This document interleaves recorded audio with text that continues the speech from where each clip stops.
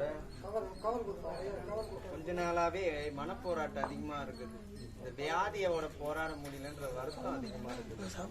ஒரு நோய் போச்சுன்னா ஒரு நோய் வருது. இந்த ஒரு நோய்க்கு நான் பதில் சொல்ல முடியல.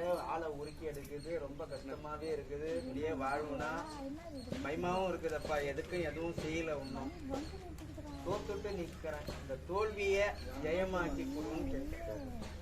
உடம்பையே குணப்படுத்தி கொடுன்னு கேட்கிறேன். விட்டதெல்லாம் குடிக்கணும்ப்பா. அதுக்கு எனக்கு தெம்பும் தைரியம் திராணியும் கொடுடான்னு கேட்கிறேன். அள்ளி கொடுக்க தேவையில்ல, கிள்ளி கொடு.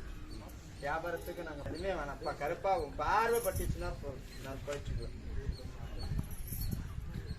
தின போராட்டமே அதுவே இருக்குது. அந்த போராட்டம் தீக்கும்.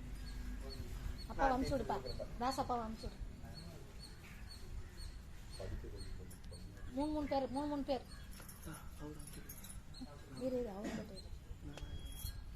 மாத்திட்டேன்.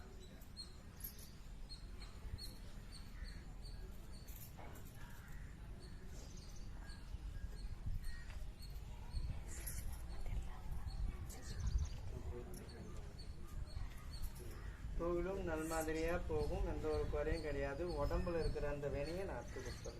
புரியுதா? முதுகு தண்டு வலத்துல ரொம்ப பிரச்சனை இருக்குது. கல்லோடைய கணக்கு காமிக்குதுப்பா. இந்த கல்லை கரைய வச்சு இந்த கருப்பசாமி நல்லபடியா ஆக்கி கொடுத்தேன்.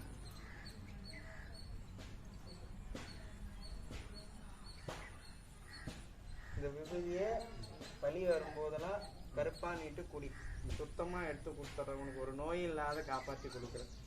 உணவு பொருள் வச்சு வியாபாரம் பார்க்குறியா? அதை நான் மாற்றி கொடுத்துறேன். புரியுதா? அந்த ஒரு குறையும் வராது. நல்லா ஓட வச்சு கொடுக்குறேன்.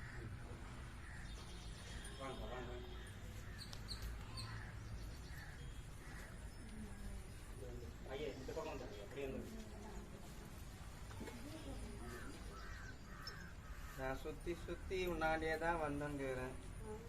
என் வேலையை மட்டும் கொஞ்சம் கூட பார்க்க மாட்டேங்கிறேன். அடுத்த கட்ட நடவடிக்கை என்ன நடக்குதுன்னே தெரியல. என்ன ஆள்றாங்களா இல்ல என்ன நாய்க்கு ஆளை பாக்குறாங்களான்னு தெரியல. பயமாவும் இருக்குது. யார் என்ன பண்றாங்கன்னு தெரிய மாட்டேங்குது.